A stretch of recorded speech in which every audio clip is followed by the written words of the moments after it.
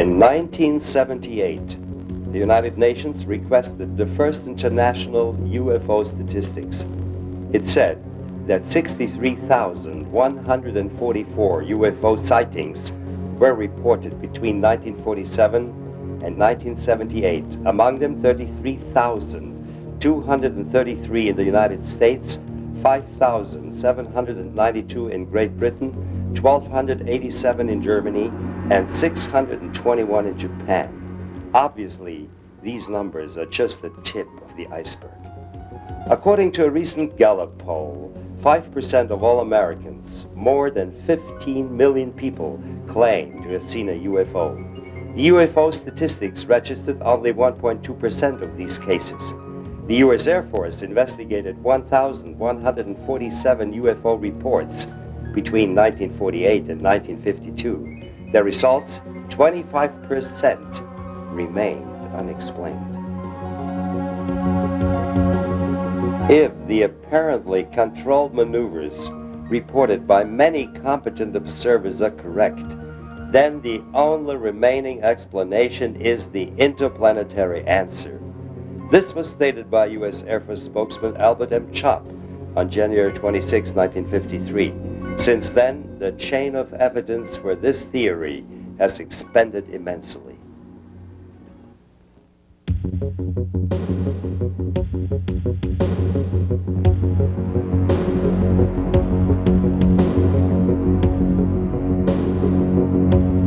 Since ancient times, man has been asking one all-consuming question: are we alone in the universe? If not, is it possible to come in contact with inhabitants of other worlds? 500 years ago, we believed that the Earth was the center of the universe. Against the lethal opposition of the Church, Nicholas Copernicus and Galileo Galilei succeeded in bringing the heliocentric worldview to the scientific community, proving that the Earth revolved around the Sun. As late as the year 1600, the Dominican monk Giordano Bruno was burned at stake by the whole Inquisition because he dared to believe there were other inhabited worlds in the heavens beside the Earth. Today we know that our Sun is nothing more than a little star at the edge of the Milky Way, which is just one galaxy among billions and billions of galaxies in the infinite realms of the universe. The astrophysicist and best-selling author Johannes von Butlar is convinced that mankind is not alone in space. Unsere Milchstraße setzt sich aus ca. 200. Our galaxy, the Milky Way, consists of about 200 billion stars approximately, because nobody has counted the stars yet. But we estimate that 60% of these 200 billion stars are surrounded by planets like our Sun, with her 9 planets in our solar system. In a vicinity of 16 light years, about 47 stars are in the same condition our Sun is right now. She's a G2 star. Her size is optimal. Her lifespan is about 12 billion years, similar to these 47 stars. The statistic probability is immensely high that there is life in other planetary systems. And not only that, because most stars in the Milky Way are much older than our Sun, we can assume that there are many older civilizations which are also technologically far ahead of us. Zivilisationen, die vielleicht auch technisch sehr fortgeschritten sind. Is it possible that the inhabitants of these planets visit our Earth? How can they bridge the vast distances of space? Ja, nachdem die meisten Because most stars in the Milky Way are doubly as old as our Sun, we can assume that there are many old civilizations in our galaxy, civilizations with an immense knowledge of physics and super technology. When we see what unbelievable technological progress we have made in just the last 50 years, we can only speculate about the possibilities of a civilization which is, let's say, 2 million years ahead of us. Even our scientists develop models of how to bridge the vast distances of space. For example, take the Einstein-Roseau bridge, a gravitational hole left by collapsing stars when they disappear out of our space-time continuum. There, theoretically, you can move forward in space and backward in time, or into what is called zero time. Also, the relativity theory proved that time dilation is a matter of fact. If you move very fast through space-time, time nearly stops running. Wenn man sich sehr schnell durch die Raumzeit Physically and technologically, there may be some possibilities we might discover in the next decades or centuries to practice interstellar travel. I'm fully convinced that extraterrestrial civilizations already discovered these possibilities to travel to other worlds. dass außerirdische Zivilisationen diese Möglichkeiten nutzen, um andere Welten aufzusuchen.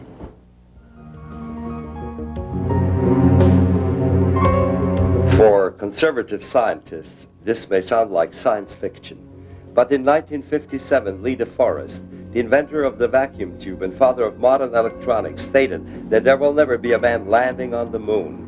Our knowledge about space is growing and changing our worldview irresistibly. Baron von Butler, what would these extraterrestrial visitors look like? Would they be humanoid? Wir kennen natürlich die Bedingungen nicht, die woanders vorherrschen, aber auf der anderen Seite gibt es heute doch Modellvorstellungen, die überzeugend sind. So spricht man vom holographischen Universum. Of course, we don't know the conditions on other planets, but on the other hand, we have convincing scientific models about the development and evolution of life. One of them is the holographic model of a universe, a model confirmed by subatomic physics. The theory of a holoverse, or holographic universe, says that even the smallest units contain the whole information of the cosmos. On the other hand, we have the theory of Rupert Sheldrake, which is complementary to the holographic model. The theory that there are whole fields of information. These networks of information store the design and experience of these forms and transfer them in the so-called morphic resonance. This would mean that there are other humanoid civilizations, because if once a form developed, it will develop everywhere because of the morphic resonance. In other words, if a form of mankind develops on one planetary system, the morphogenetic field would cultivate the development of another mankind on another world.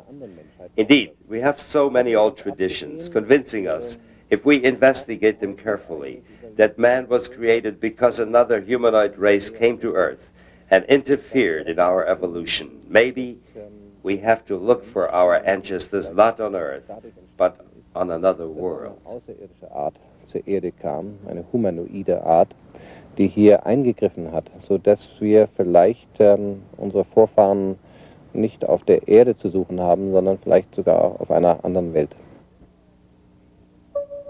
Indeed, there are indications that extraterrestrials have visited our Earth for thousands of years. This rock drawing in Fergana, Uzbekistan, is 7,000 years old. Clearly, it shows a being wearing a spacesuit, an astronaut's helmet on its head.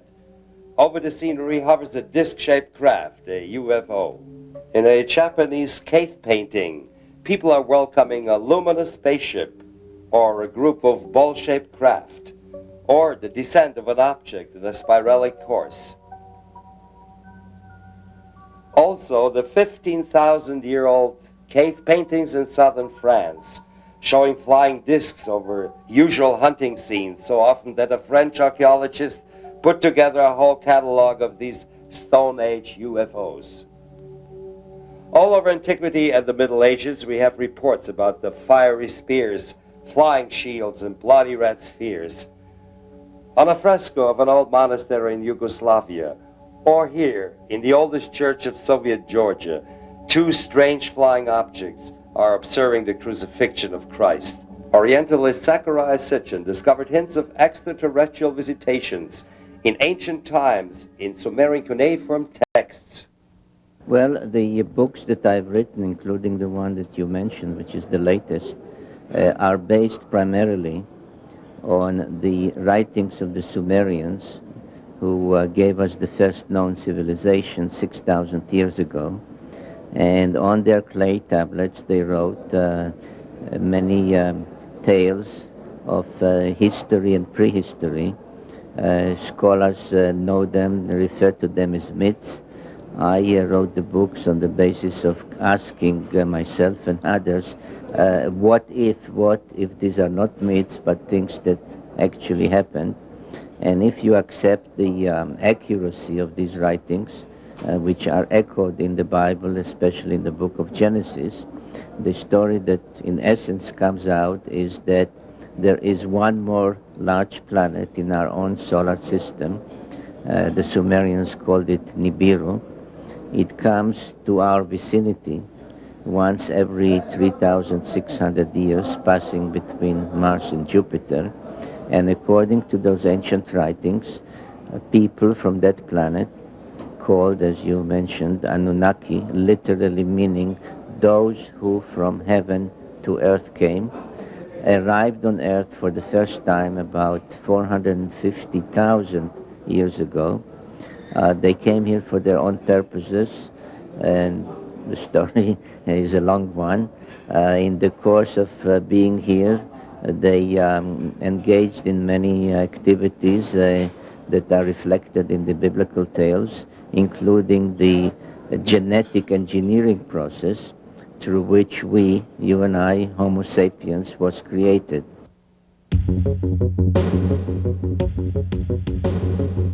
They reappeared when mankind entered the atomic age.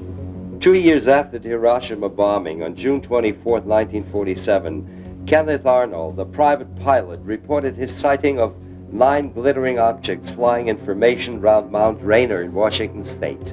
He described them as looking like flying saucers. The greatest myth of the 20th century was born, and reports from all around the country caused the U.S. Army and Air Force to deal with the mystery. The first UFO tracking project was installed in Alaska because they assumed that the strange flying objects entered the Earth's atmosphere through the polar regions.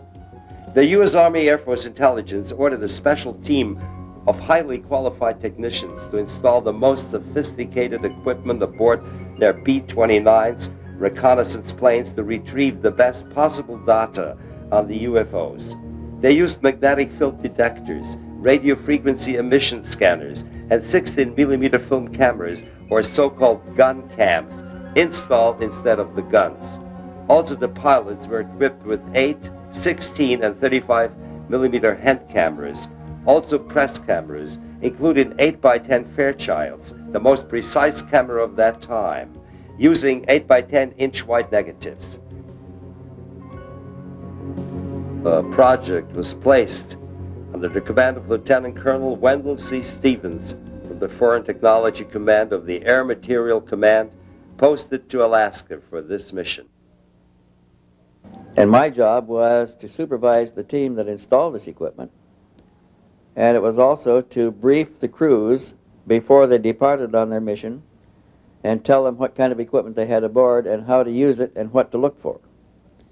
And then each time they came back, they were debriefed by their operations people, and then they were turned over to me to debrief on the special applications, the classified section of the mission which I was supervising, and that pertained to the possible encounter of anything unusual over the Arctic. And sometimes they came back with interesting reports. I heard in the debriefings, I heard statements, and I copied them and sent them forward to Washington, describing objects that approached the bombers head-on, stopped in midair, and picked up reverse to the same speed the bomber was flying. And it would remain in a formation position on the bomber for minutes and then fly away. They reported seeing aircraft or flying objects in the sky that were flying 10 times as fast as the B-29s could fly. They reported seeing objects that stopped in the air right next to the B-29, took a position with it, and stayed there for minutes. I remember one report where an object got in behind the trailing edge of the large wing and ahead of the smaller wing in the position, open position there, and remained for 2 or 3 minutes, and they got pictures with all of the movie cameras and the handheld cameras, including the 8x10 Fairchild camera of this object in position right alongside of the B-29.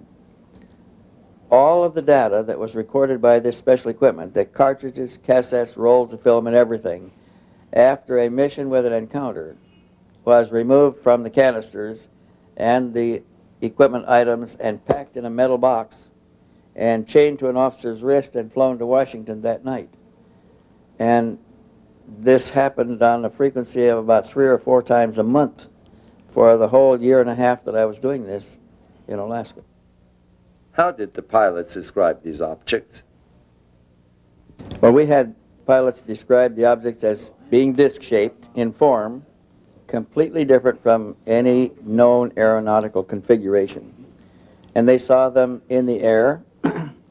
They also saw them above them and below them. They saw them sitting on the ice pack in the snow. And this was remarkable because we required a great deal of support equipment to launch the B-29s. Heaters, gasoline trucks, many things. And here are objects sitting on the ice pack that don't have any support equipment at all visible. Nothing. They arrived and landed and apparently can take off. We saw them take off. Pilots saw them take off from this ice pack and fly away. They saw them land on the water and submerge and disappear. Others saw them come to the surface, rise out of the water, and fly away. And all of these things clearly exceeded all known technological developments in the world of that time, in 1947.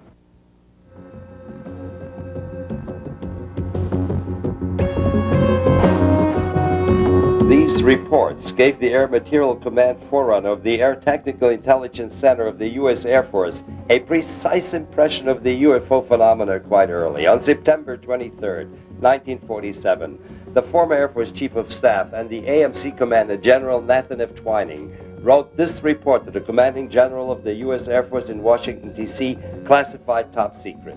The phenomenon is something real and not visionary or fictitious. There are objects approximating the shape of a disk of such appreciable size as to appear to be as large as man-made craft.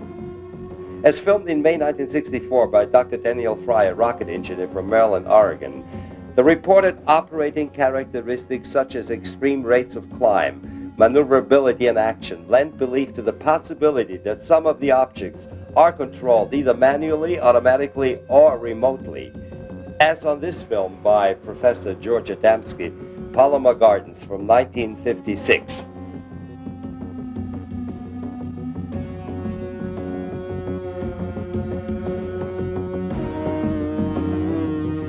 Or here, on a film taken by an Australian TV team on December 31st, 1978. Clearly, we see a luminous dome, a rim around the center, and big portholes. It maneuvered in such an incredible speed that it left this track on just a single picture of the film. No terrestrial aircraft is able to fly in such a pattern, obviously defying the laws of gravity.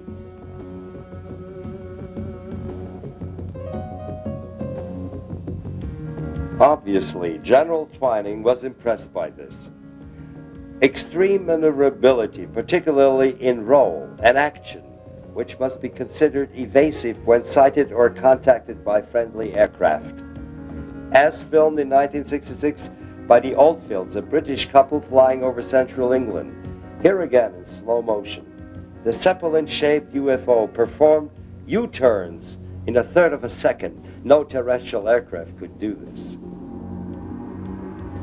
The apparent common description of these objects is as follows: circular or elliptical in shape, flat on the bottom and domed on top. As here on a film taken by a TV crew from New Zealand on January 2nd, 1979. Here we see the rotating disc from the top. Getting closer, we recognize clearly two stores. The objects resemble this UFO photographed by a Brazilian journalist in 1952 at the beach of Rio de Janeiro. Here, the dome is visible from the side, surrounded by some kind of portholes.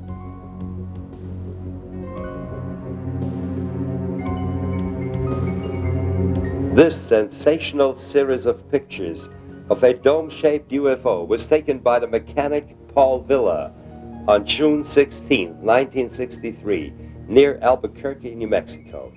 Here, the metallic reflecting dome is surrounded by a whitish force field. Villa, who claimed to be in contact with extraterrestrials, shot a second series of pictures on April 18, 1965.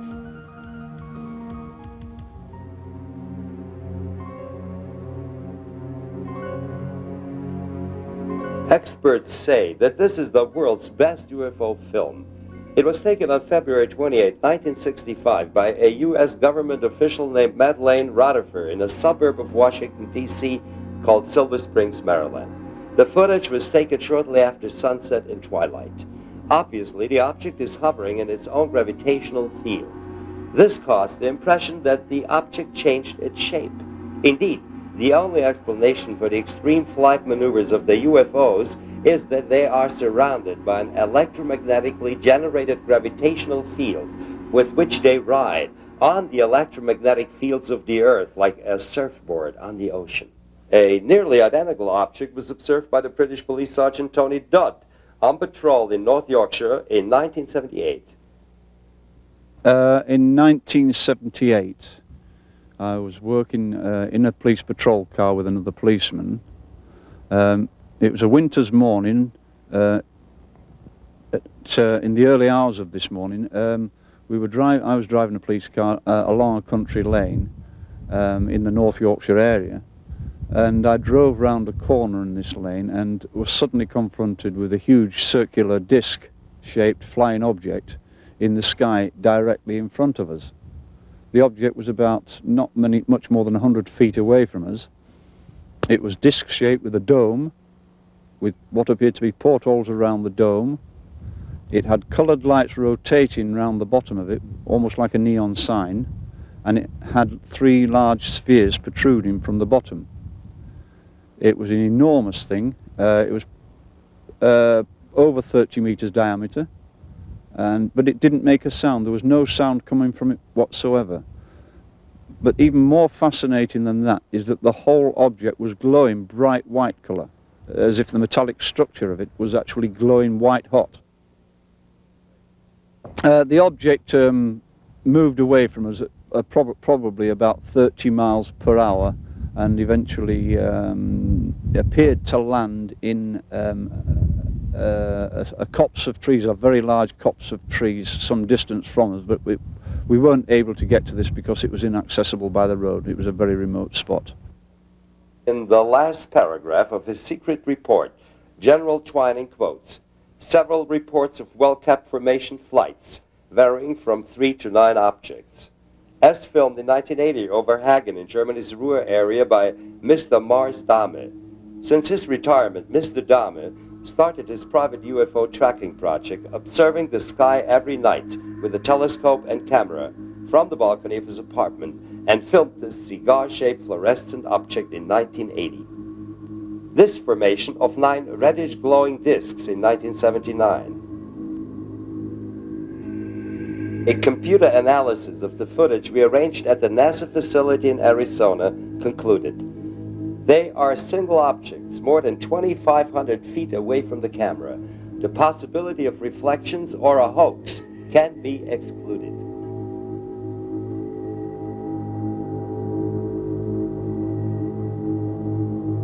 On the afternoon of June 4th, 1980, Mr. Dahme filmed this cigar-shaped UFO over Hagen, finally moving slowly from the eye of the camera. Cigar-shaped craft are quite common in the UFO chronicles and were observed in 1561 over Nuremberg, Germany, and in 1951 over California, as taken by Professor George Adamski through his telescope.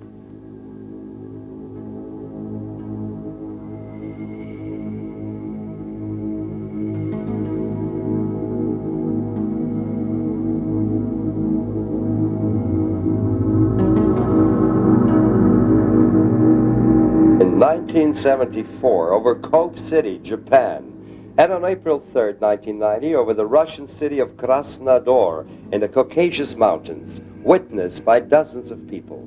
These shots were shown on Soviet television just a few weeks later.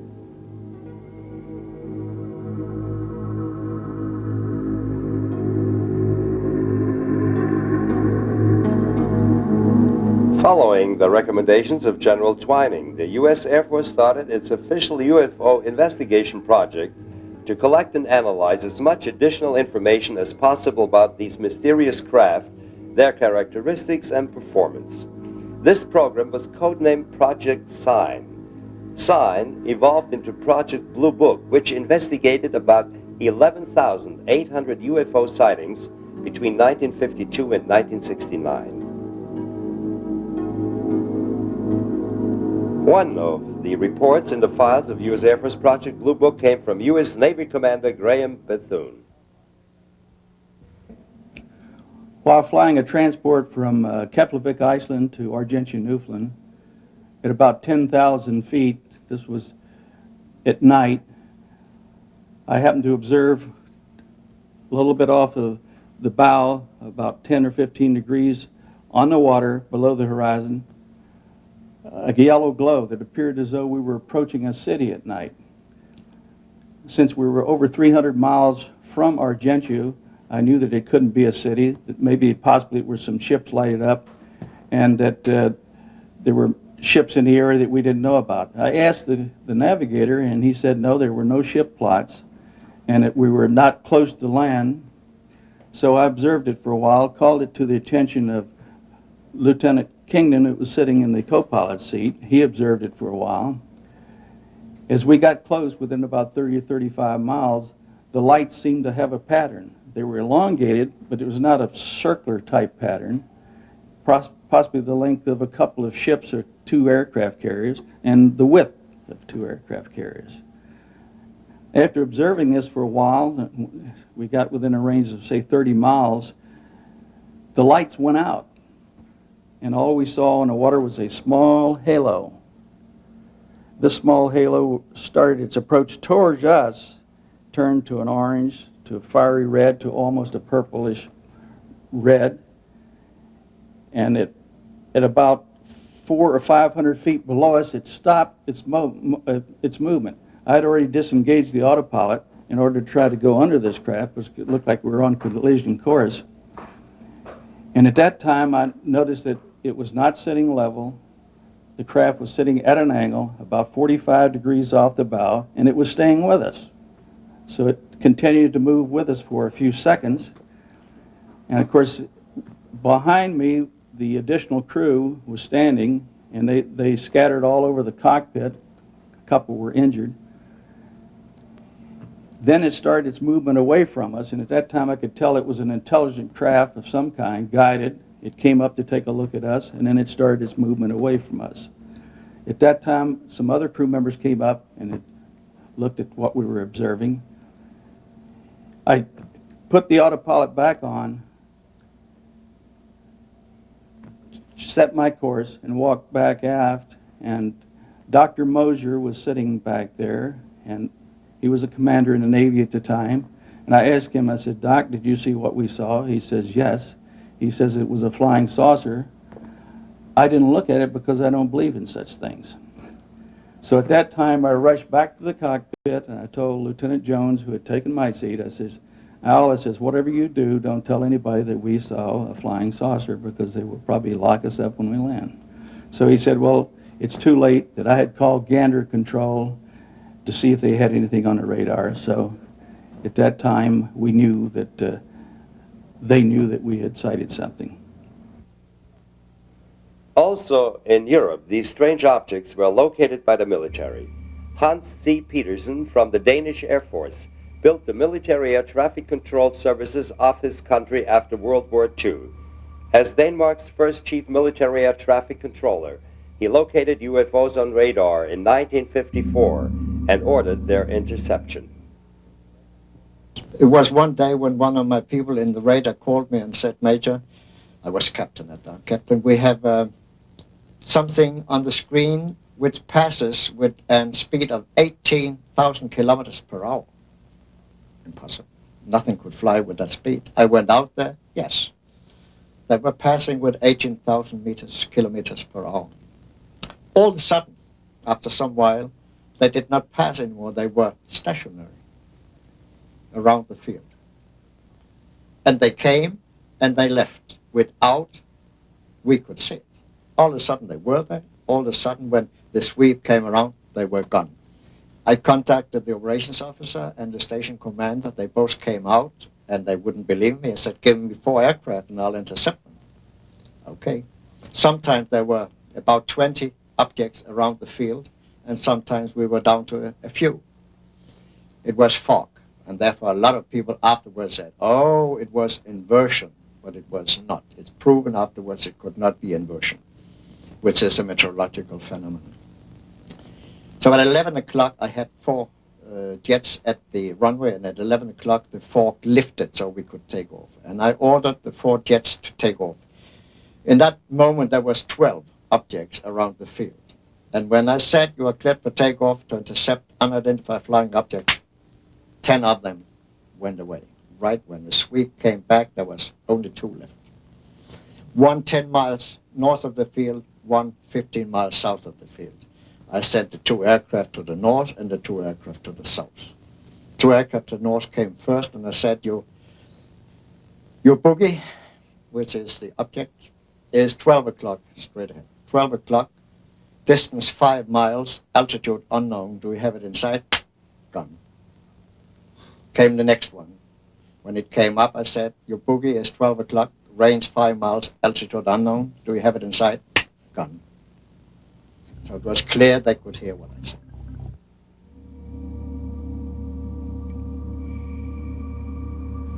Indeed, these incidents caused a remarkable anxiety among the military, and more than once they almost caused a Third World War.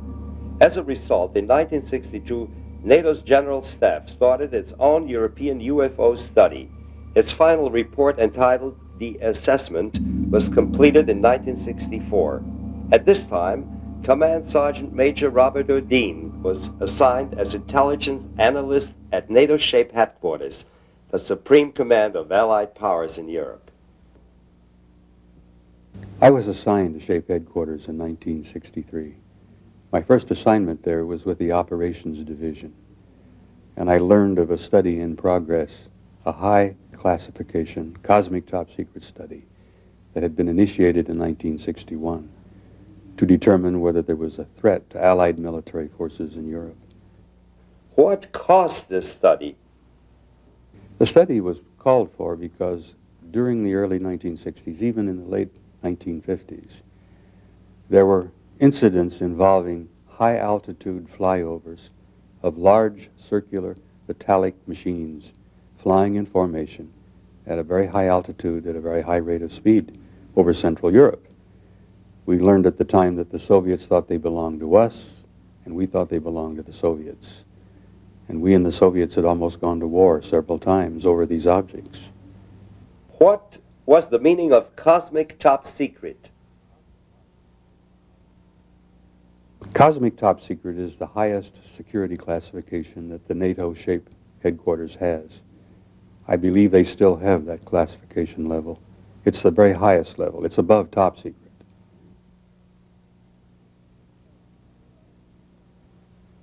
Who ordered this study? What did it contain?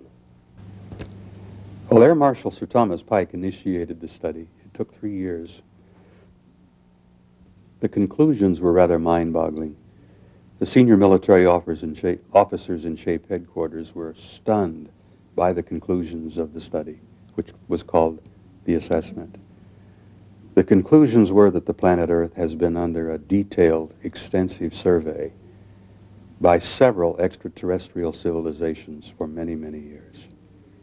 The study concluded that this survey has been going on for centuries, maybe even longer. They indicated that there was a high intelligence involved, extremely high technology involved. The technology that had been demonstrated was at least 1,000 years beyond anything we could imagine. The technology was so intricate and so advanced that it appeared to be magic. The final portion of the conclusion was that there did not appear to be any kind of a malevolent or hostile threat involved, because if there had been, there was absolutely nothing we could do.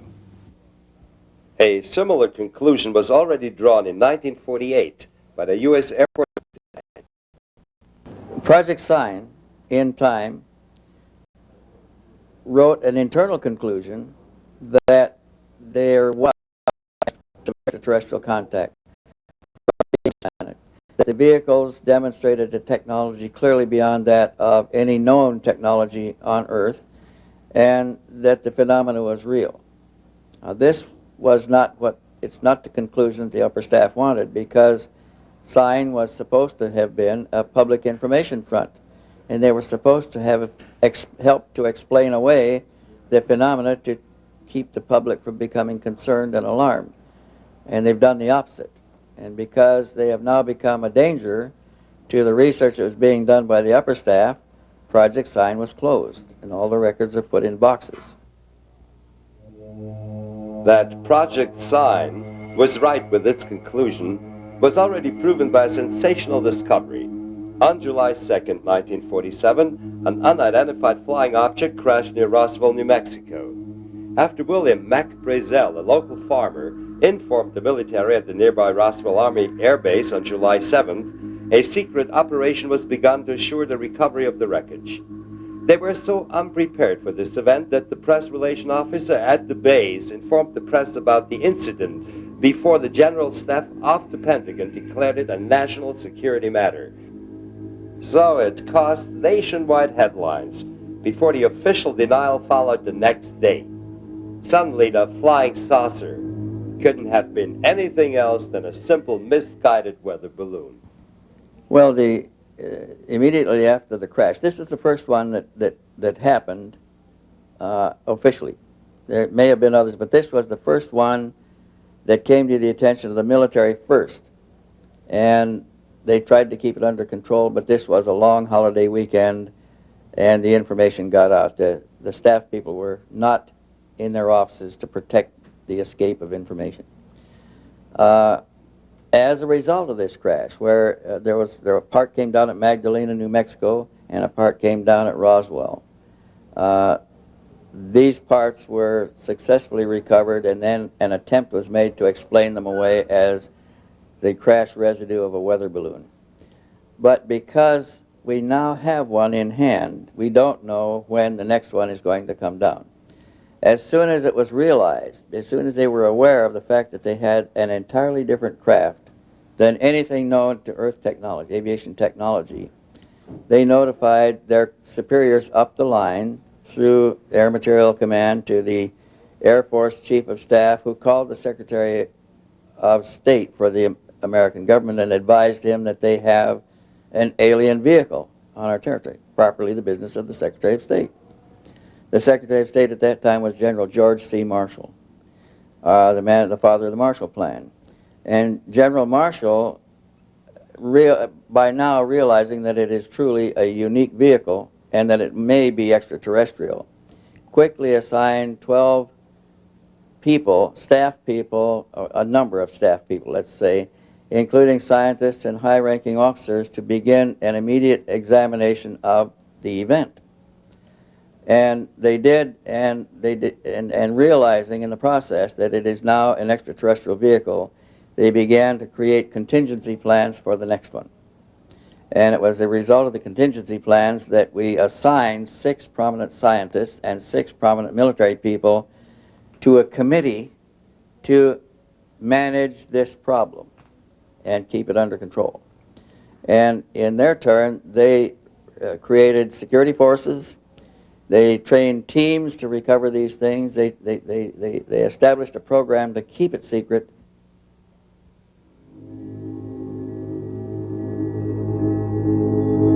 These documents, released in 1987, confirm Colonel Stevens' statement. In a top-secret, eyes-only classified memorandum, President Harry S. Truman personally authorized the 12-member commission, codenamed Operation Majestic 12.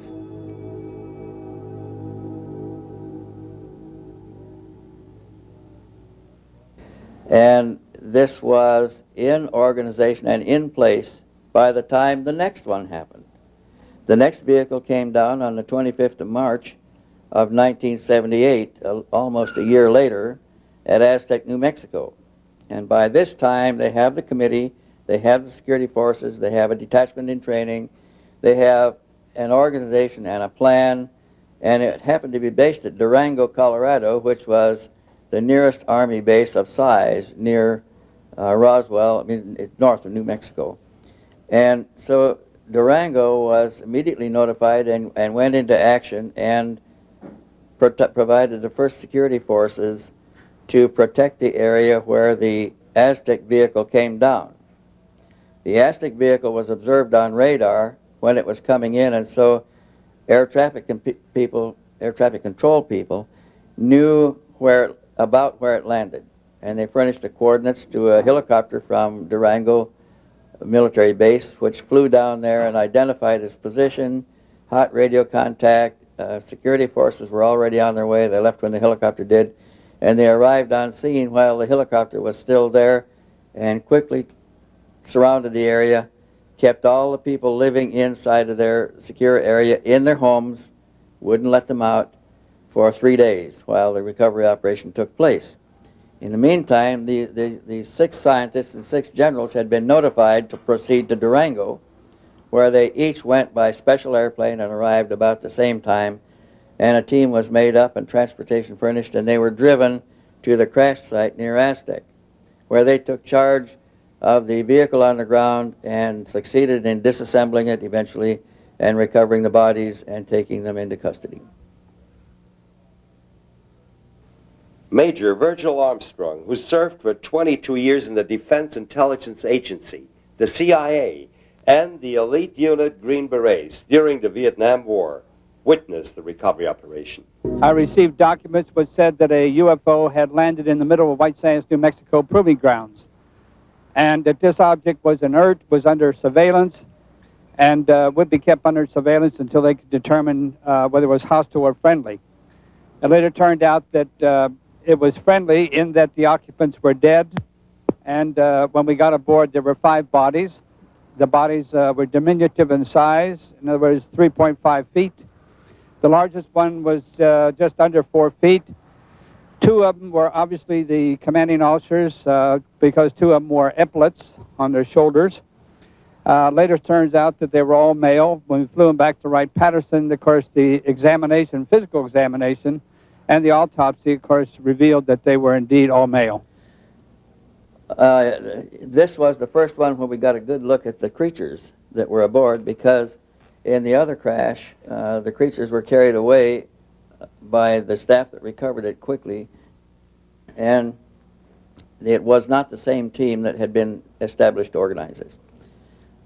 So now there's a team established, and one of the members of this team was Dr. Detley V. Bronk, who was a specialist in biomedical programs and procedures. He was a student of the possibility of life in space. He was a leading biological researcher in a university in the East. He was one of our leading biological scientists, and the bodies were turned over to him, who took them into his custody. Those creatures were described as being about 3.5 feet tall. 4 feet 3 inches tall was the average size. They had disproportionately large heads, large eyes in the heads, disproportionately large for the head. They had disproportionately long arms with long fingers, and they were dressed in a tight-fitting military-type uniform with a stiff collar. The craft was about 100 feet in diameter, and it had a small circular dome in the top that was 20-some feet in diameter, rising 8 or 10 feet above the upper surface of the flange of this 100-foot diameter disc, which was a thin disc. It was relatively thin, and it only came 3 or 4 feet below. So there was just a small capsule in this center of about 20 by 18 feet in the center of a 100-foot craft. They learned to disassemble this craft by finding a lever inside of the cockpit that could be pulled, and it released a pie-shaped section, and other levers released other sections. So they successfully took it apart in the field and carried it away on big Army trucks. We believe that more vehicles came down after that, up to possibly 16 in the hands of the American government, and over 33 bodies altogether. And it appears that in most cases they were taken to the nearest Atomic Energy Commission facility. And they were taken to Los Alamos, they were taken to another one in New Mexico south of there. Some parts were sent to Wright Field for analysis, but we believe that the bulk of the residue was taken to Area 51, which also was under the control of the Atomic Energy Commission.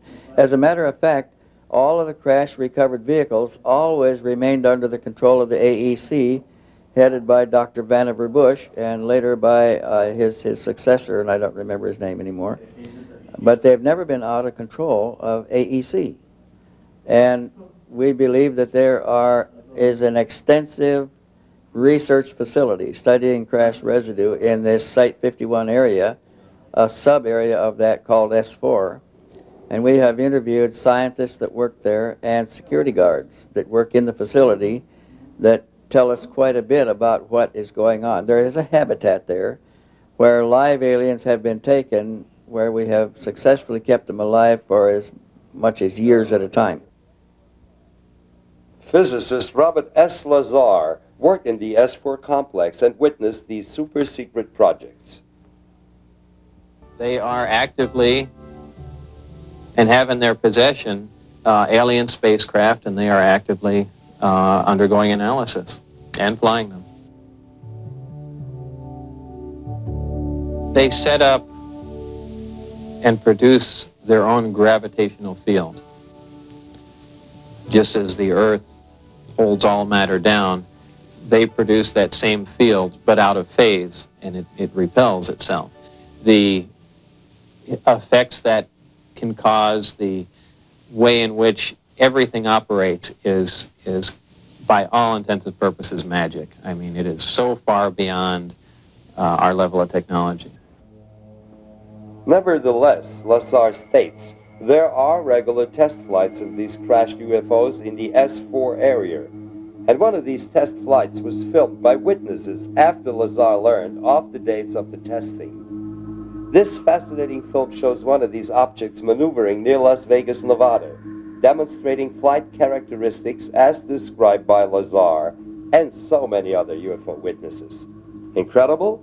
This United States government memorandum to FBI Director J. Edgar Hoover confirms that until 1950, 3 so-called flying saucers had been recovered in New Mexico. They were described as being circular in shape, 50 feet in diameter, each one occupied by 3 bodies of human shape, 3 feet tall. And also the NATO study of 1964 mentioned UFO crashes. There was an extensive annex based upon one of the UFOs had crashed in northern Germany, right near the Baltic Sea. It had crashed very near where the Russian and British zones came together. This was a disk that was 30 meters across in diameter and 5 meters thick. It crashed, and the British Army retrieved it with the British Engineer Battalion. And they somehow learned how to take the object apart. They were able to get inside of it, and they learned somehow to break it down into pie wedge-shaped pieces. And they hauled those pieces away on what we call lowboy trucks. And they hauled them away, and I understood that they were actually turned over to the Americans.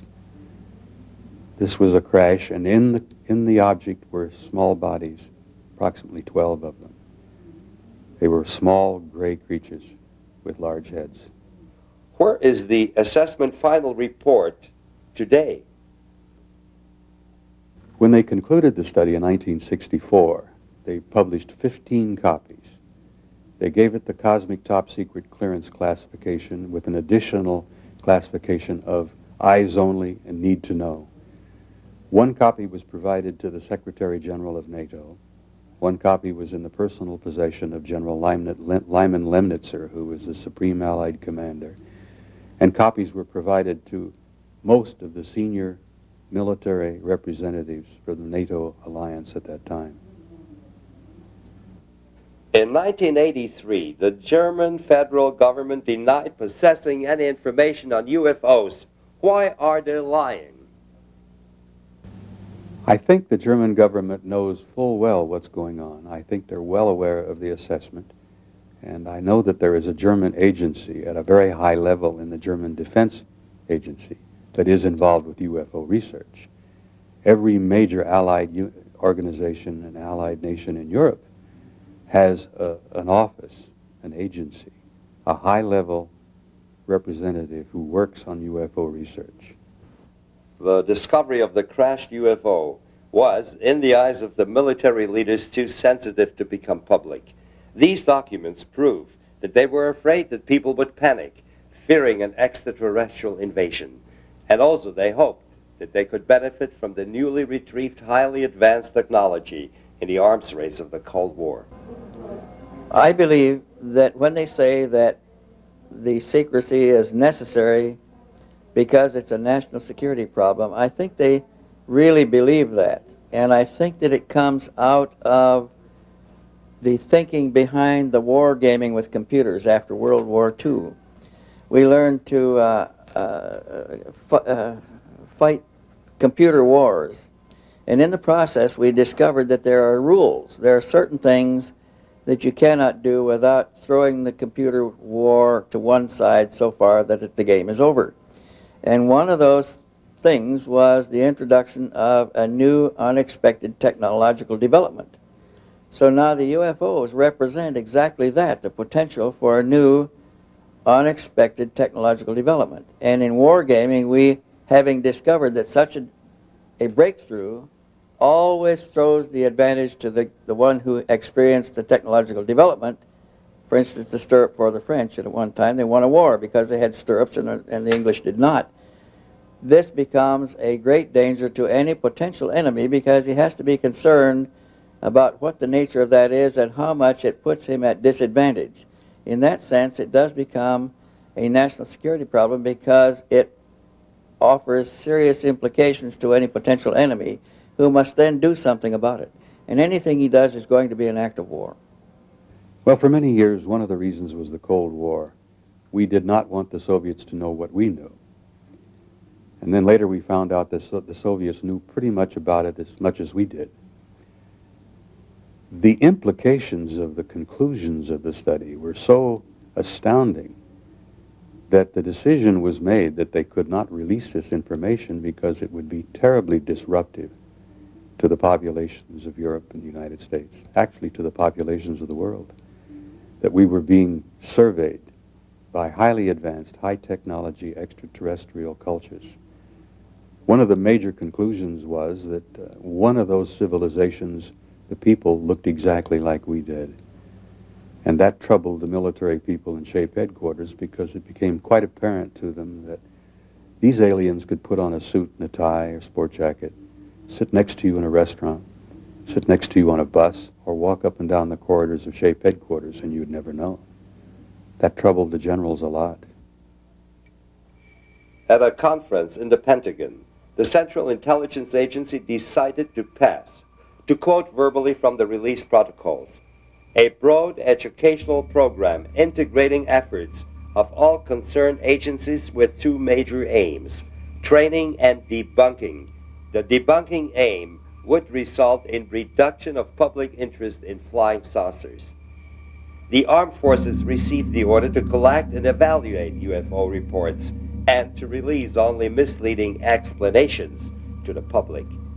According to Air Force Regulation 202 from August 26, 1953, it was explicitly prohibited to release UFO reports to the news media until the object is positively identified as a familiar object. And the Joint Chiefs of Staff Instruction JANIP 146 declared UFO sightings to merit reports containing information affecting the national defense within the espionage laws, prohibiting the unauthorized transmission or revelation in any manner under the penalty of up to 10 years imprisonment.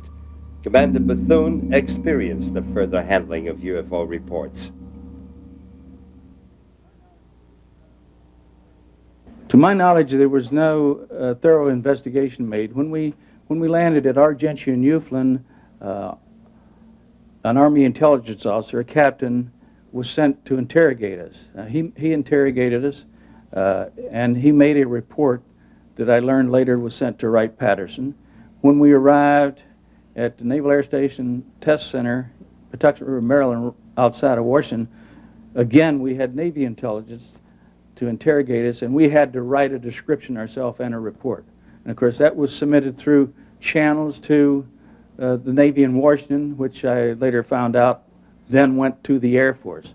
So it was up to the Air Force pretty much because of the different project, Grudge, Blue Book, or what have you, to do the investigation. They were accepting all the reports of any unusual objects that were seen by the military, to my knowledge. Were you asked to be silent about this incident? It was in a kind of a roundabout way. It was not really a warning. It was just the type of thing to where that we were pretty much told that not to talk about it. I mean, we got the impression, or I got the impression, that it was a type of thing that I probably wouldn't even talk to my wife about. I didn't know. So I would say that as far as the interrogation by the intelligence officers, that's kind of the impression that they left. I did have the Commodore who ran our air wing at the time call me in and for me to describe the sighting to him, and he pretty much led me to believe that it was the type of thing that I really shouldn't talk about, and not that they were trying to discredit anything that we're doing, but it was just something that we were should not talk about, really. And I don't ever recall them saying, ordering us not to say anything about it. What were the results of the official investigation of the incident? The report had gone to Project Grudge, evidently Project Blue Book, and I think the final conclusion on the report of Project Twinkle was that it was an unusual display of the aurora borealis. How did you react to this explanation, and what made you sure it was wrong? Well, many things, because of the fact that we were headed south. The northern lights are usually behind you. We had been all experienced pilots flying in that area, and we would know it was a clear night, and we would know if there was any display because of the weather reports. It was normally part of the weather report. We had passed over the weather ship, the guard ship, maybe a couple hours before, and it was nothing that said anything about the weather. Plus the fact the object was definitely below the horizon, was definitely originated its path from the water, and it was always between us and the water, never above us. So it was always below the aircraft. How big was it and how did it look like? It was, my estimate was around between 200 and 300 feet in diameter, and after I got the reports out of the archives, I noticed that all the pilots that were really in the cockpit, their estimate, the two of us, was basically about the same. Circular, and it had a little bit of a dome on top, and at the time we could see that good. It was above the horizon. It was not sitting level. It was just sitting at a little bit of an angle. What do you believe it was? My conclusion that this was a craft that was not constructed here on the Earth. It was a craft with some kind of intelligence control, and we possibly ran up on what they were doing, whether they were doing some type of research on our water or what, and it came out to take a look at us and to see if we were hostile, and being a transport with no weapons or no gun, I guess they determined that we were not, and so they left back and basically 180 degrees from the direction they approached. Why do you think they came to such a nonsensical explanation as that it was just an aurora borealis? I feel at that time that there were probably a lot of sightings, and I feel it was an easy way to come to a conclusion that would not be questioned, and to get it off of their back, so to speak, because I guess they had a lot of questions, they had a lot of reports, and then of course I have had the suspicion for quite some time that it was of such a classified nature that they did not want the information to be published. In fact, when I asked the intelligence officer that questioned us at Patuxent River what his opinion was, and why they wanted to keep something like that quiet, well, the answer he gave me was that one of the things that they were afraid of was mass hysteria, whether the public couldn't accept it at that time, and he used as an example, and I've heard later it was used many times, that the Orson Welles program on radio many years ago, the panic that the people went through when they thought that the Martians were coming. Thanks to this policy of cover-up and secrecy, the evidence becoming public was just the peak of the iceberg. One of the films released from the Blue Book archives was taken on April 15, 1967, from a Coast Guard helicopter at Catalina Island off the coast of California. Another one is the footage shot in 1956 in the state of Utah, showing two discs passing a boulder at an incredible speed, here again in slow motion. Or this film taken by a civilian employee near Luke Air Force Base in Texas in 1959. A jet tries to intercept the object. This amazing series of photographs of a Saturn-shaped craft flying around the peak of the island of Trinidad in the Atlantic Ocean was taken on January 19, 1958 by an official photographer of the Brazilian Navy aboard the Navy training ship Almirante Saldanha in the presence of the whole crew. After the official analysis proved the object to be at least 120 feet in diameter, the Brazilian President Juscelino Kubitschek presented the pictures personally at a press conference on February 20th, 1958. Not before 1985 did the National Aeronautics and Space Administration release UFO footage taken by their astronauts in terrestrial and lunar orbit. This film was taken in 1956 by astronaut James McDivitt aboard Gemini 4, one day before he photographed the cylindrical UFO in Earth's orbit, one day before the historic landing on the moon on July 20th, 1969. The Apollo 11 crew filmed these two luminous objects in lunar orbit. On an Apollo 12 film, a bright object flies about the lunar surface at great speed. Let's magnify it and analyze its flight pattern. Here, a dome-shaped disk of obviously giant size hovers next to the moon. And here it appears that two UFOs have landed on the lunar surface. When we magnify it, we recognize further details. Do extraterrestrials have bases on the moon? This official British Airways film was taken in the early 70s on one of the Concorde test flights over southern England. Clearly, we see a small bell-shaped probe surrounding the supersonic plane, hovering for seconds in front of the engines.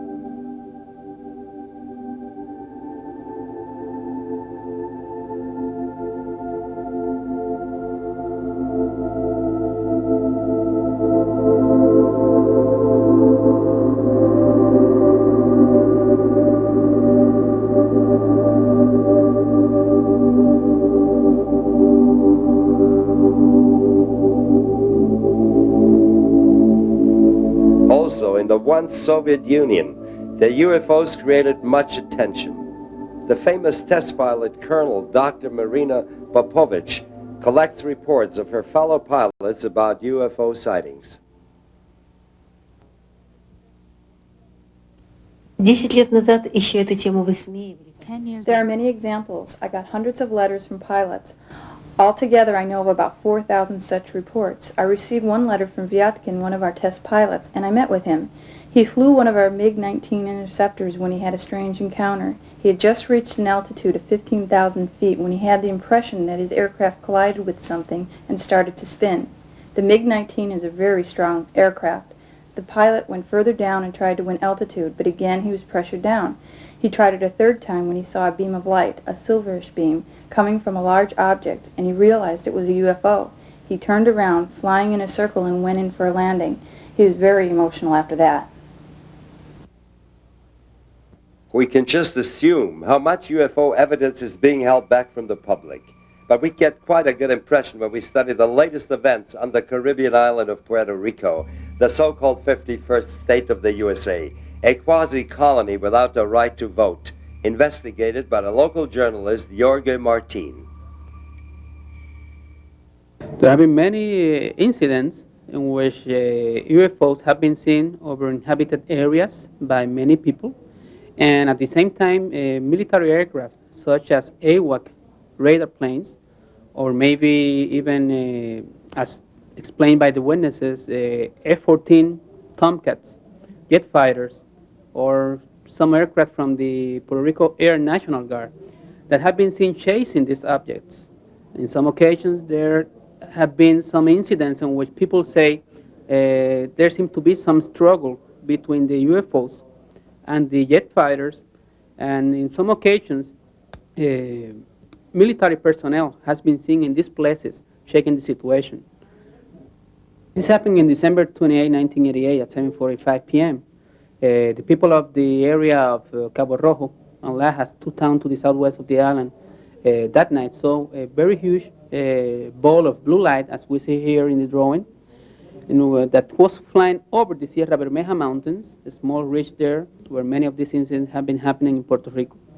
And then this ball of light changed, and it changed to another color, to a huge ball of yellowish light, and the witnesses all could see that this was part of a triangular craft, very big in size, and this yellow light was underneath the object. It was a almost semicircular, something like a bulge or a ball of yellow light, very bright, and the two jet fighters were trying to intercept it, and in three different occasions made it veer away and change its trajectory, its direction. In the third occasion, the object stopped in midair. One of the jet fighters seemed to, as if it was going to collide with the object by the back of it, and the people began screaming because they believed there was going to be a collision and an explosion and something terrible might happen. But what happened was that the jet fighter just disappeared, vanished in midair, next to the UFO. The other jet fighter kept flying next to it by the right side of it, and then all of a sudden, it also disappeared. It vanished.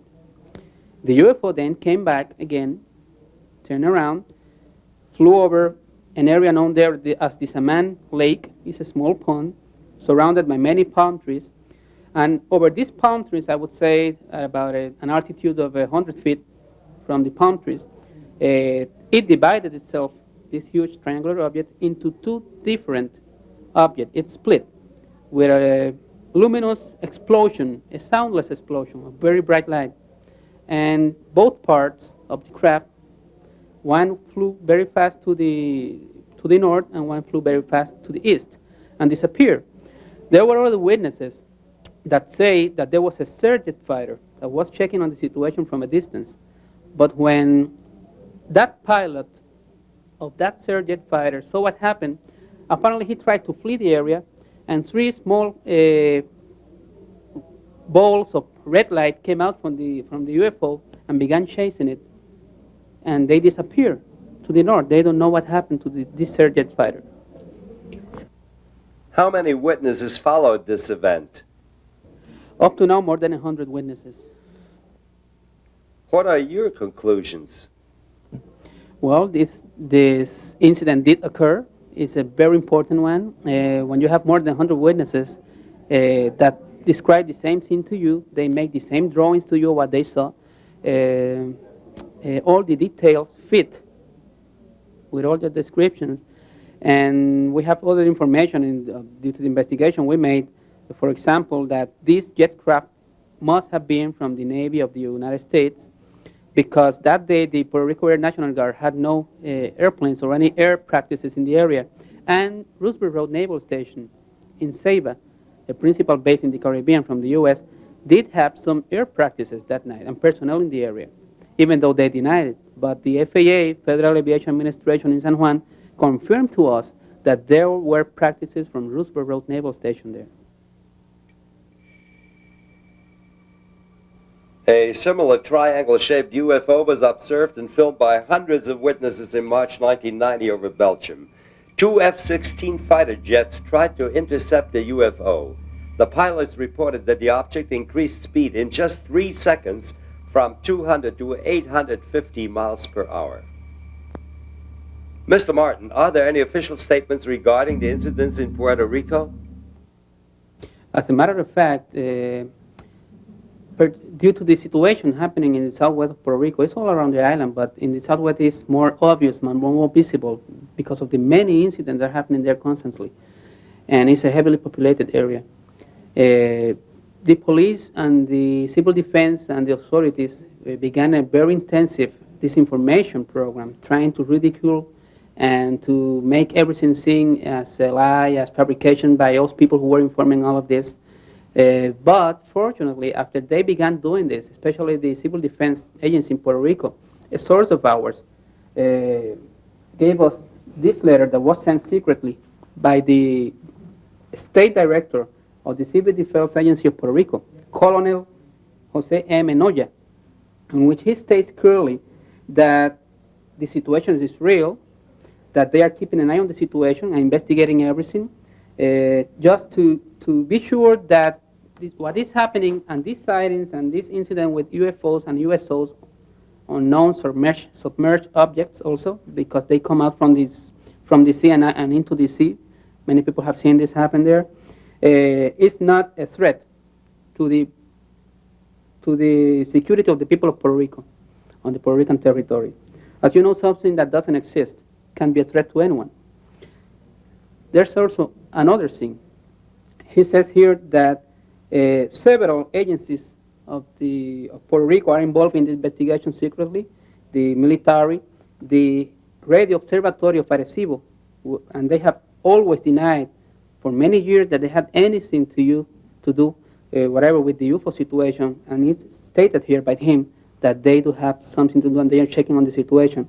And Mr. Noya, these words written by him are very important because he's the liaison between the Puerto Rico National Guard Army and the Defense Intelligence Agency. He's their man in Puerto Rico. Yes, and the Defense Intelligence Agency is like the CIA in the military. So he knows what he's talking about.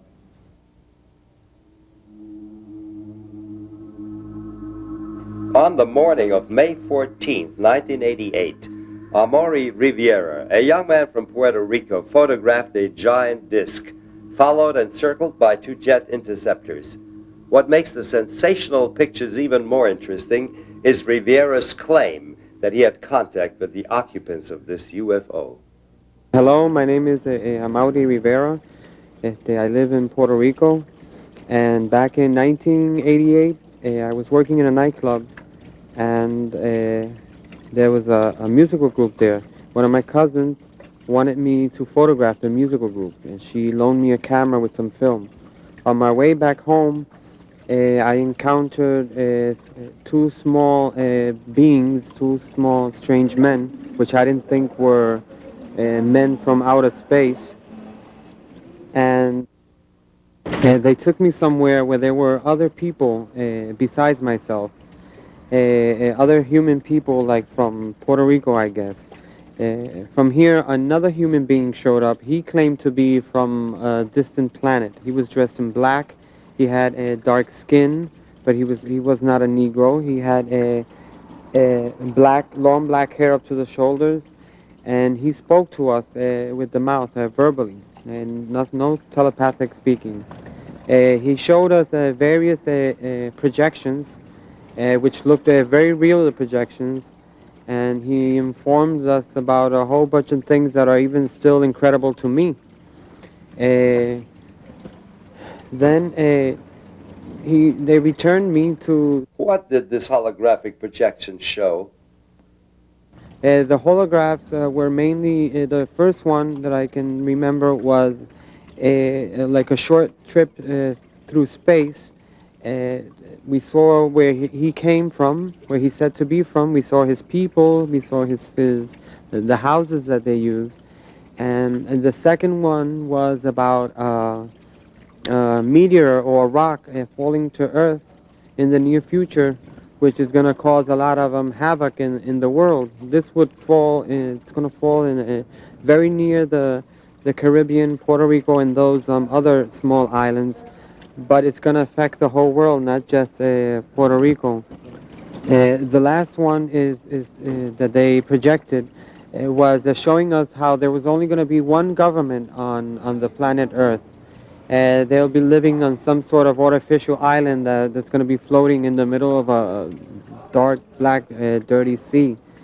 And then this man returned me to my car again and left me somewhere different from where the whole ordeal had started. Apparently, they took me with car and all.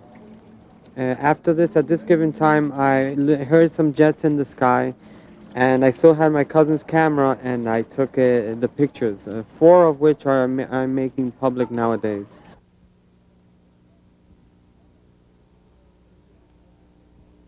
So the jets followed the UFO. Yes, it was. They seemed to be surveilling it. I only got to capture just one of the jets in the photograph, but there were three of them. Or maybe I got in one of the photos one, and in the second or third I got one of the other ones, because they would go around it very far away, and while this one was closer, and turn, very far, very far. And by the time this one was coming back, another one was turning over there. There was always one or the other close to the object, to the UFO. Jürgen Martin has carefully investigated this case. Henry Rivera's case is, to me, is a very special one and a very important one, because in Amori's case, he was abducted and he was taken away by aliens. One of them was human-like, and two small creatures that they explained to him were some type of genetical or biological organic android that they made to do some chores outside so they don't have to risk themselves in our environment. That's what they explained to him, the so-called human alien that he saw in the craft.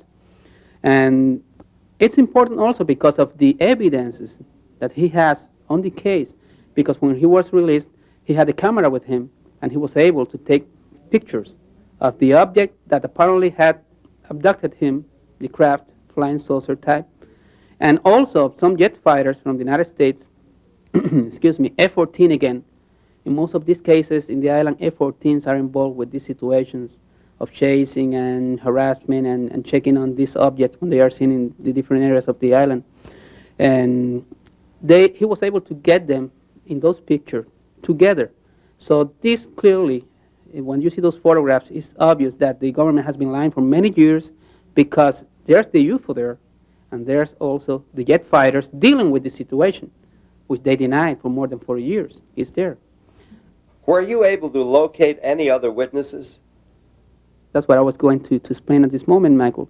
The Amori's case is also very important because I have several people who apparently had been contacted by the same alien that abducted Amori and the small ones that were with him in a separate fashion.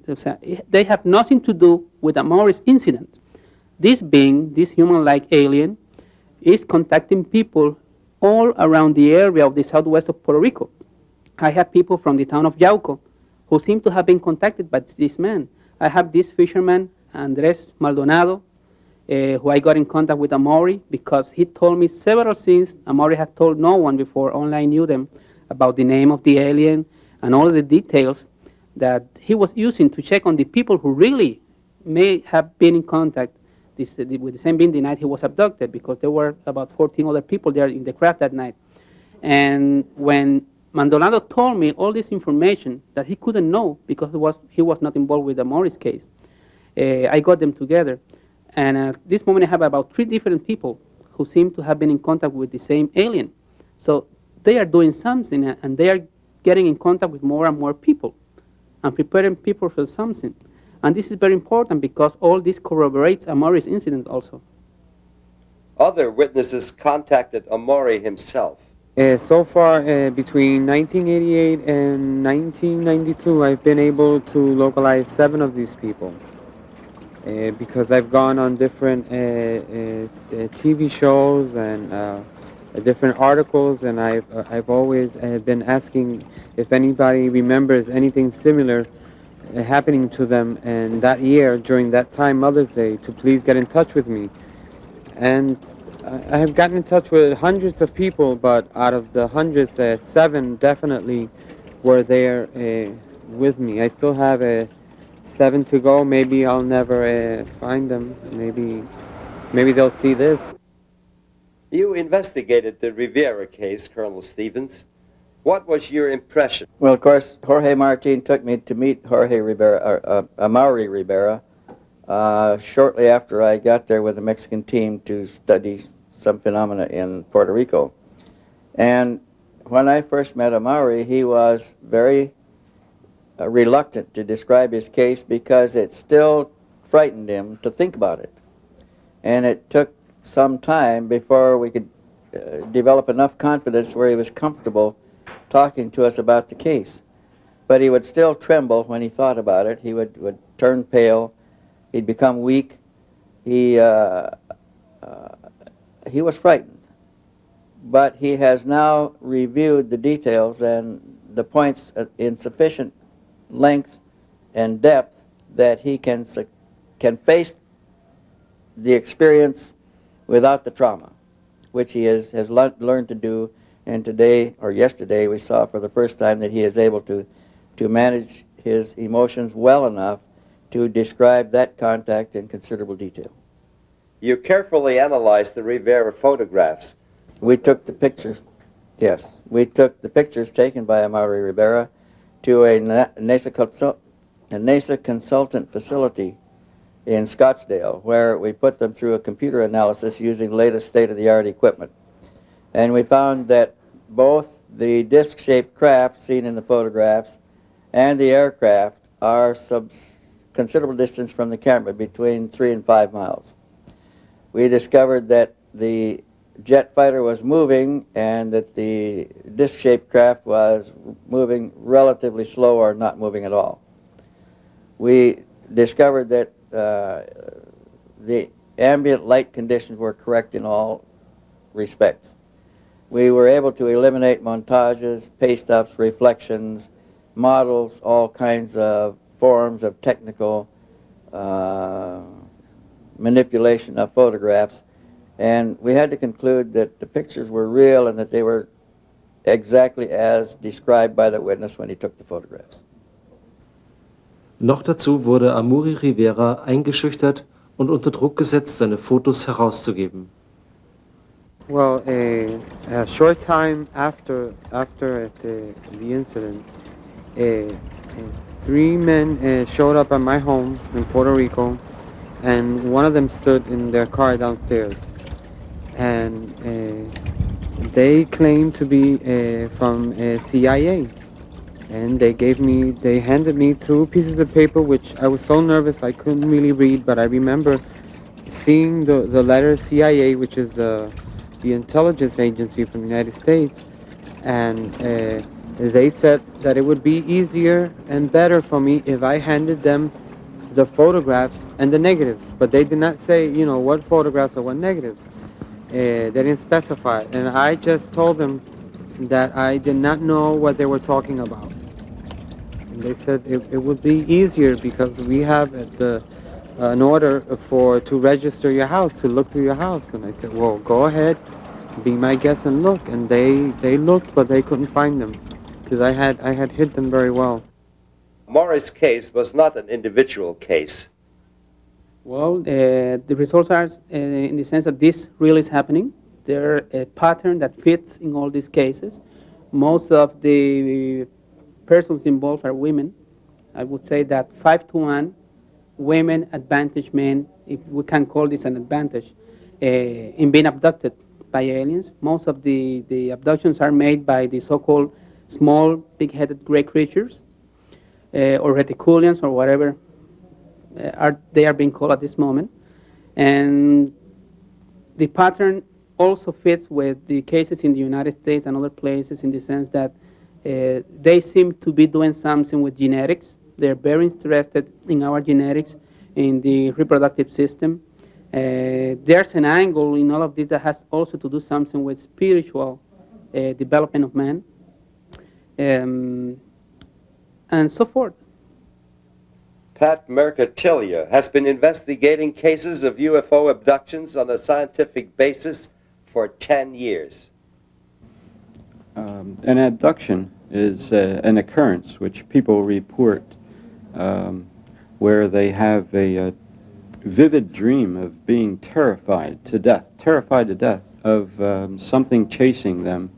Sometimes it's down the street, sometimes it's in the car while they're walking, or something that they are extremely terrified of for the evening that they are sleeping in bed, or sometimes driving down the road, and the next morning they have these reoccurring vivid dreams of this terrifying time they've had, and they are almost put into a shock by it, and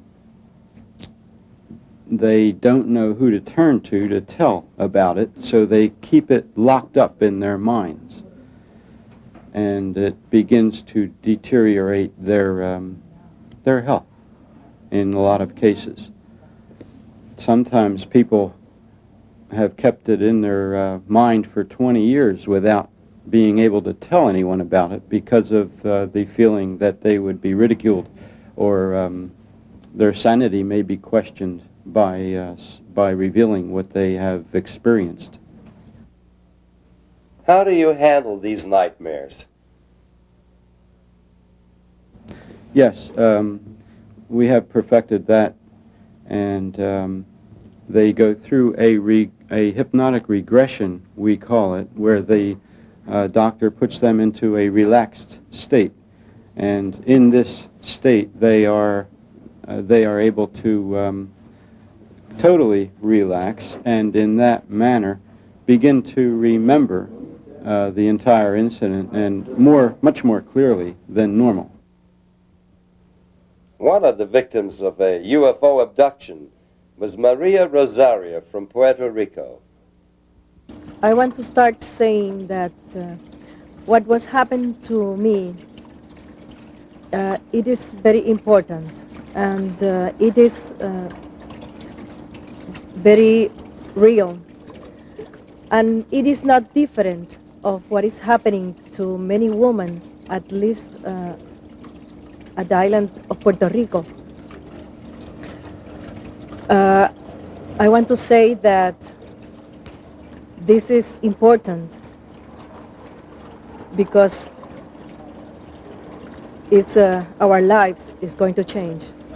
And I want to say too that it is real because you could speak to it and you could touch it and you could feel it very deep into your own. And yes, my experience, I was laid down on my bed, but that night it was early, it was about 10 to 10:30. I was watching television on my bed, and I heard like some strong buzzing sound. I don't know what was happening with that kind of noise. Suddenly, it was appear in my room, two little creatures.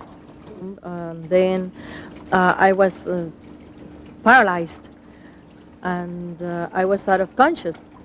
Then when I opened my eyes, I am in a place that they are examining my body, the whole body. And they was telling me that my body was in good conditions and my body was perfect.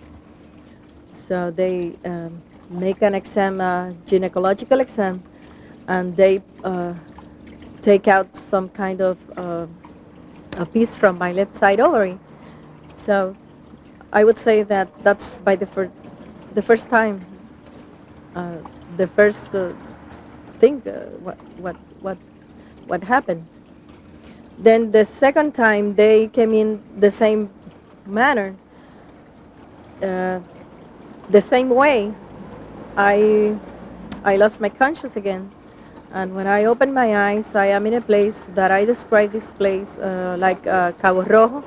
They took me to a place in Puerto Rico, mountains of Puerto Rico, and they show me a big baby. And when I saw that baby, I immediately I said that I couldn't believe it because it was myself. That baby was myself. And I said to them, "What's that? It is impossible. How could you make that? How could you did it? It is impossible." So, but that's me, I said. It was myself, that baby.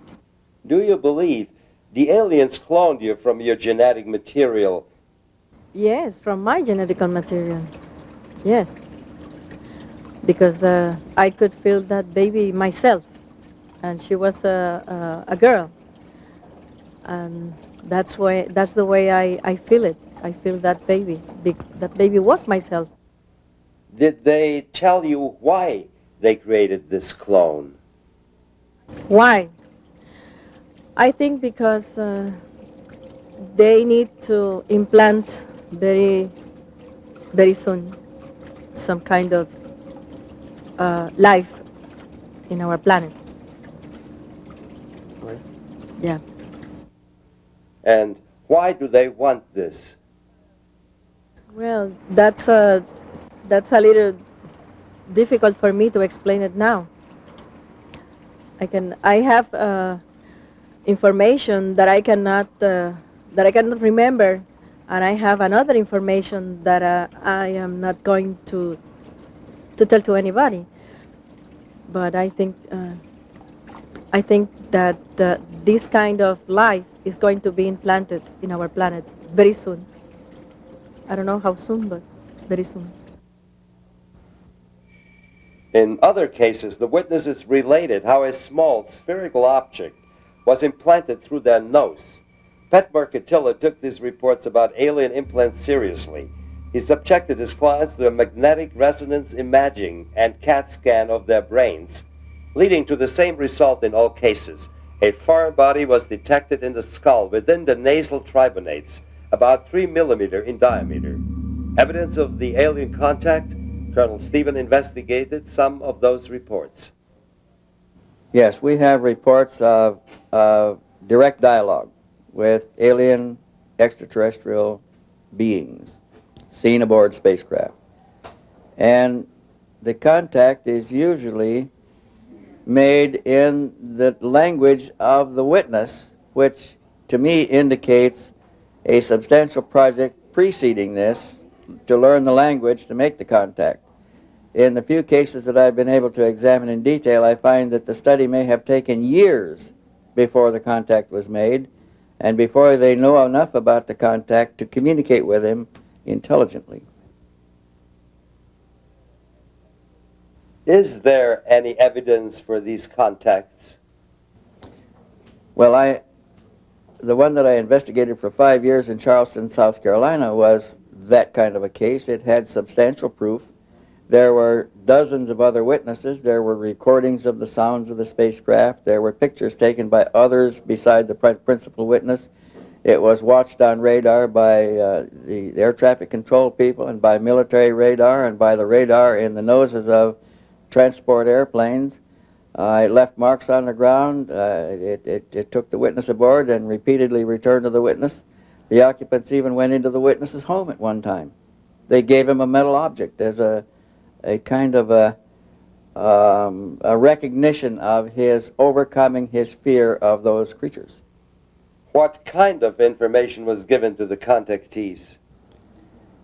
Well, they generally get a description of an alien's view of our society and some of its ills. And they sometimes get a description of the alien's planet, home planet, and his society. But basically the contacts are to derive information about our planet and how we think, which they apparently analyze and send back to their superiors someplace else. The evidence seems to be overwhelming to me that we've had an intimate interrelationship with them for several thousand years. I have concluded, as has Zechariah Sitchin, that the human race has probably been seeded here by high intelligence civilizations from other places. I think those who placed us here and those who have been intimately involved with our genetic manipulation and growth are interested in us. I think they're concerned with us. I think they are related to us. And I think that that's why they're so involved. Mr. Sitchin, did the Sumerian gods, the Anunnaki, return? Well, their reasons for coming back are, I would say, the very fact that they've been coming and going between their planet and ours every 3,600 years. The advancement in human knowledge, you'll see that they happened in stages every 3,600 years. So the reason is that they are coming back to our vicinity, so they are coming back to visit us. Now, as to the UFOs, you know, one of the problems people have with all the UFO stories is that there are so many of them, which means that if these UFOs exist, they must be coming from somewhere close by. I mean, they are not coming from a star that is 10 or 50 light years away and are visiting us every night and over this country and over that country. So to me, the reactivation, the evidence for the reactivation of a space base on Mars suggests that the UFOs, if they are coming, and I have not seen one, but many say that they've seen them and even met whoever operates them, that they must be coming from Mars. Now, the Anunnaki do not look like those small gray beings that have apparently only skins, that are asexual, they are neither male nor female, or they are both, and have big heads and almond-shaped eyes. The Anunnaki definitely looked like us because they made us to look like them. So these are not the Anunnaki, but these are beings which we find, which I found in the ancient depictions of the Sumerians, very similar ones, and those were the messengers of the Anunnaki. So I would say, and that's what I say in my latest book that you mentioned, that these are robots.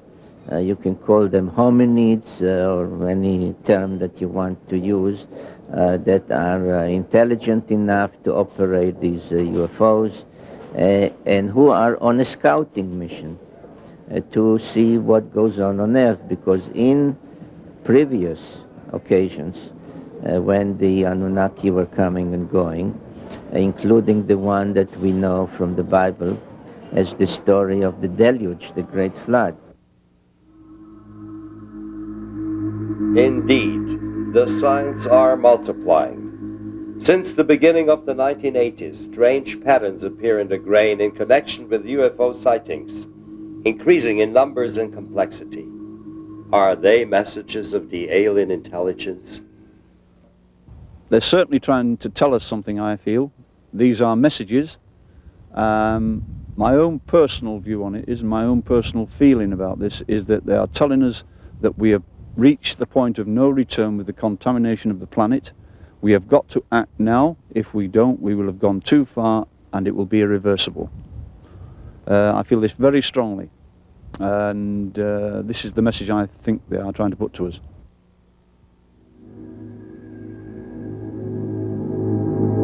This pattern appeared in 1992 in Hampshire, South England.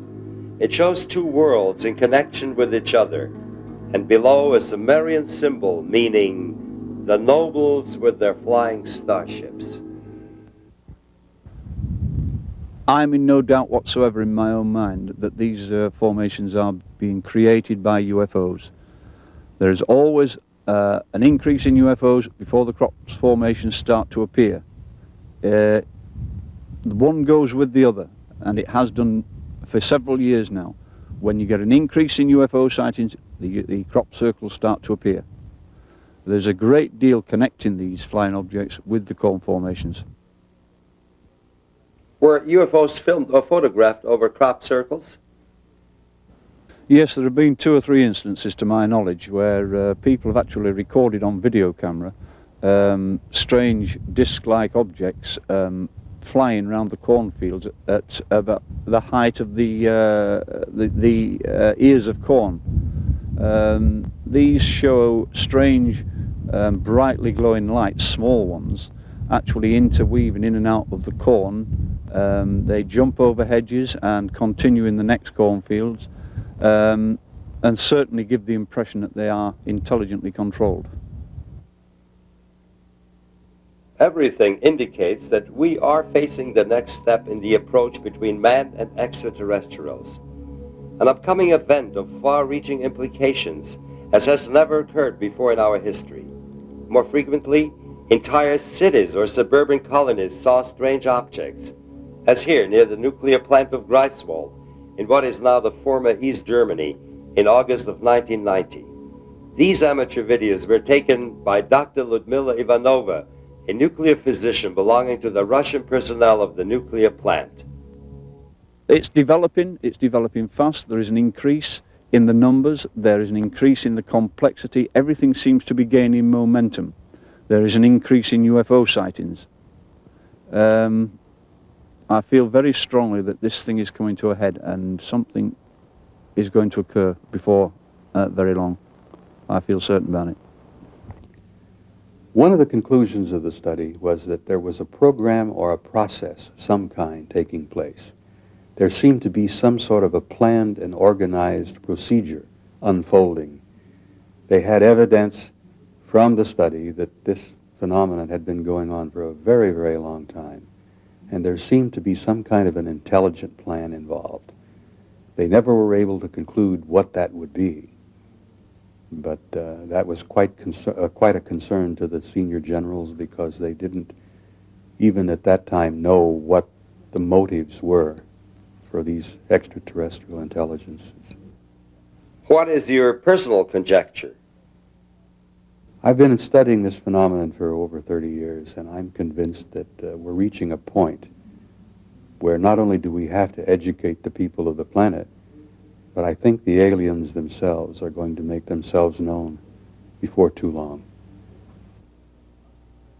How would an unprepared public react? Well, there's a danger that the public would panic if they haven't been educated, if they haven't been given some kind of an inculcation, some idea of what's going on. And that's one of the reasons why I've decided to speak out about the matter. Maybe scenes like this one of an open-air concert of the famous singer Maya Chava in the Soviet Georgian capital Tbilisi will belong to our daily life one day. Soviet television shot the concert in the fall of 1989, broadcasting it on April of 1990, without leaving a shadow of a doubt about what was a secret in the Red Empire for such a long time. We are not alone. The extraterrestrials are here, observing us.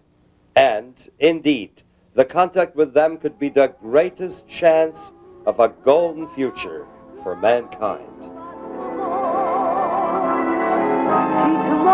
מולי דידת כבגנה, כחרי